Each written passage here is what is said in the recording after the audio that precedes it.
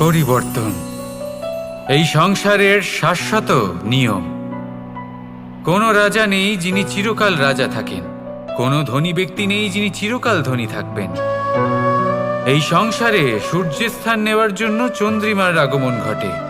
কোনো স্থান যাকে পতিত বলা হয়েছিল সেখানে মহল তৈরি হয়েছে।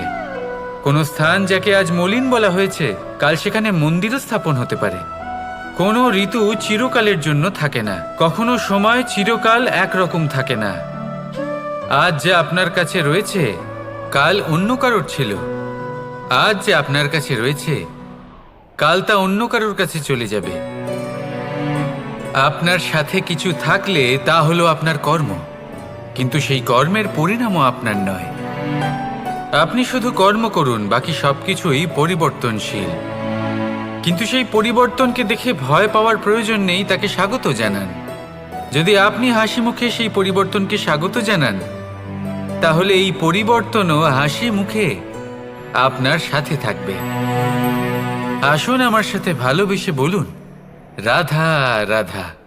বটবৃক্ষের বীজ সর্ষের দানার থেকেও ছোট হয়, কিন্তু যখন তা নিজের রূপ ধারণ করে তখন তা বিশাল বৃক্ষের আকার ধারণ করে, যা সহস্র বছর ধরে বেঁচে থাকে, ছায়া প্রদান করে, পাখিদের আশ্রয় প্রদান করে, আর দেয় পথচারীদের বিশ্রাম করার স্থান। কেন? কারণ সেই ছোট বীজ তা মাটির ভেতরে গিয়ে নিজের খোলস ত্যাগ করে।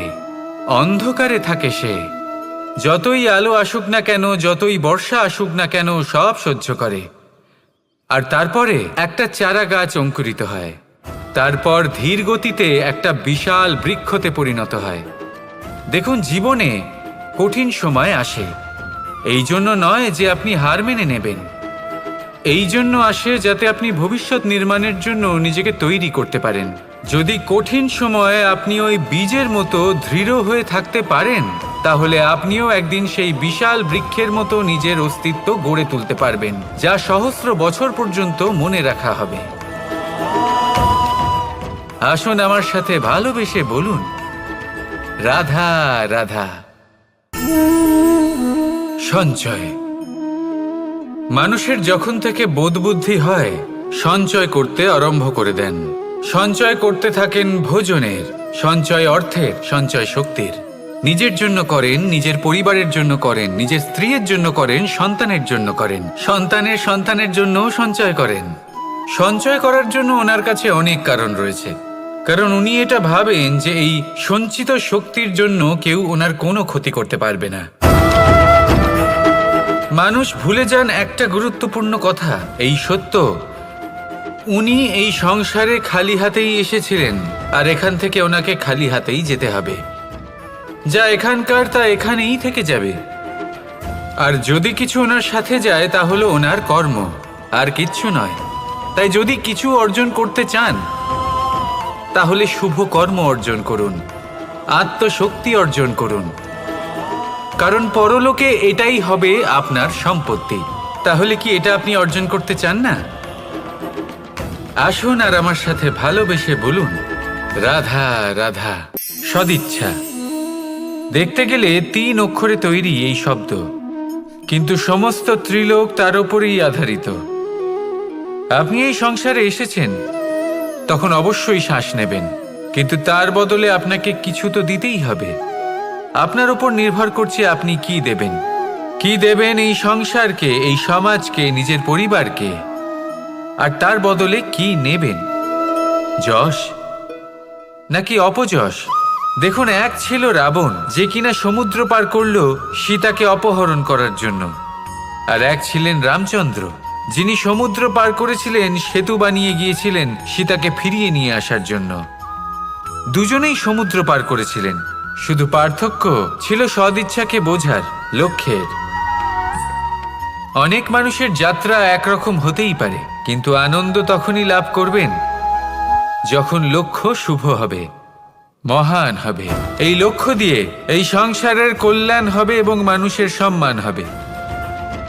যদি আপনার সংকল্প উচিত হয় তাহলে আপনার লক্ষ্য উচিতই হবে, নয়তো শুধুমাত্র বিনাশ হবে। আর উচিত এটাই হবে যে বিনাশের হাত থেকে যেন নিজেকে বাঁচানো যায়, কি বলেন? তাই জীবনে যে লক্ষ্য স্থির করছেন, মনে রাখবেন তা যেন শুভ লক্ষ্য হয়।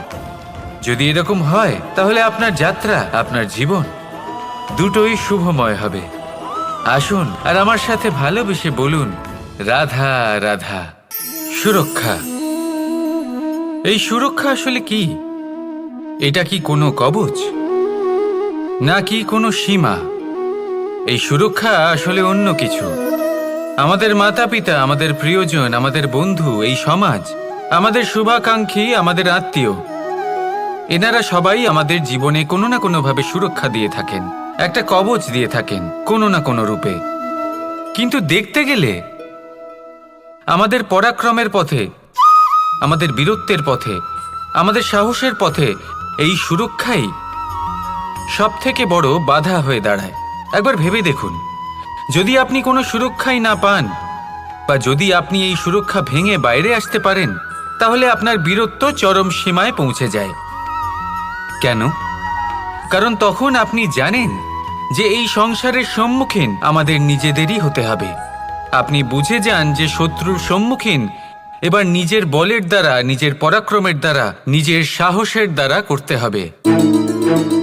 আর তখন আমাদের মনের মধ্যে এই শক্তি জাগ্রত হয়। এই শক্তি অন্তরেই বসবাস করে। শুধু এটা চিনে নিতে হবে, একে জাগ্রত করতে হবে। আর এটা সুরক্ষা ভেঙে যাওয়ার পরেই সম্ভব হয়। আর যারা নিজের শক্তি সম্পর্কে জানেন, যিনি নিজেই জানেন তিনি কতটা শক্তিশালী, তিনি নিজেই নিজের সুরক্ষা কবচ চিরকালের মতো ভেঙে ফেলে দেন, ঠিক কর্ণের মতো। আর তারপরে দেখুন, আপনার পরাজয় হোক বা বিজয়ী হোক না কেন, সেটাই অনেক বড় হয়, সেটাই প্রশস্ত হয়ে থাকে। সেই জন্য ত্যাগ করুন নিজের ভয়কে, নিজের আশেপাশের এই সুরক্ষা চক্রকে ভেঙে ফেলুন। আর সম্মুখীন হন এই সংসারের নিজের শত্রু সম্মুখীন হন। পরাক্রমের এই অঙ্কুর, তা অঙ্কুরিত হওয়ার জন্য বীজের উপরের এই কবচ, এটা ভেঙে যাওয়া অতি আবশ্যক। আসুন আমার সাথে ভালোবেসে বলুন, রাধা রাধা। কর্ম এবং ফল। দেখতে গেলে এই সমস্ত ব্রহ্মাণ্ড এই দুইয়ের মাঝেই স্থির হয়ে আছে। মানুষজন কর্ম করেন ভালো ফল লাভের আশায়, আর ভালো ফল লাভের আশায় উনি এটাই ভুলে যান যে উনি যে কর্ম করছেন তা কি করছেন। আমি বলেছিলাম কর্ম করুন ফলের চিন্তা না করে, কিন্তু কি কর্ম করছেন সেই বিষয়ে ভাবাটাও অত্যন্ত পরিবর্তন। এই সংসারের শাশ্বত নিয়ম। কোনো রাজা নেই যিনি চিরকাল রাজা থাকেন, কোনো ধনী ব্যক্তি নেই যিনি চিরকাল ধনী থাকবেন। এই সংসারে সূর্যের স্থান নেওয়ার জন্য চন্দ্রিমার আগমন ঘটে। কোনো স্থান যাকে পতিত বলা হয়েছিল সেখানে মহল তৈরি হয়েছে। কোনো স্থান যাকে আজ মলিন বলা হয়েছে কাল সেখানে মন্দিরও স্থাপন হতে পারে। কোনো ঋতু চিরকালের জন্য থাকে না, কখনো সময় চিরকাল একরকম থাকে না। আজ যা আপনার কাছে রয়েছে কাল অন্য কারোর ছিল, আজ যে আপনার কাছে রয়েছে কাল তা অন্য কারোর কাছে চলে যাবে।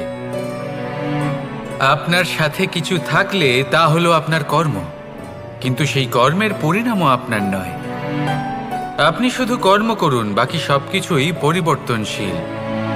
কিন্তু সেই পরিবর্তনকে দেখে ভয় পাওয়ার প্রয়োজন নেই, তাকে স্বাগত জানান।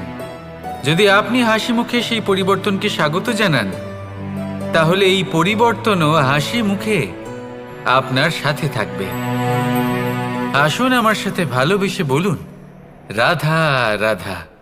বটবৃক্ষের বীজ সর্ষের দানার থেকেও ছোট হয়, কিন্তু যখন তা নিজের রূপ ধারণ করে তখন তা বিশাল বৃক্ষের আকার ধারণ করে, যা সহস্র বছর ধরে বেঁচে থাকে, ছায়া প্রদান করে, পাখিদের আশ্রয় প্রদান করে, আর দেয় পথচারীদের বিশ্রাম করার স্থান। কেন? কারণ সেই ছোট বীজ তা মাটির ভেতরে গিয়ে নিজের খোলস ত্যাগ করে।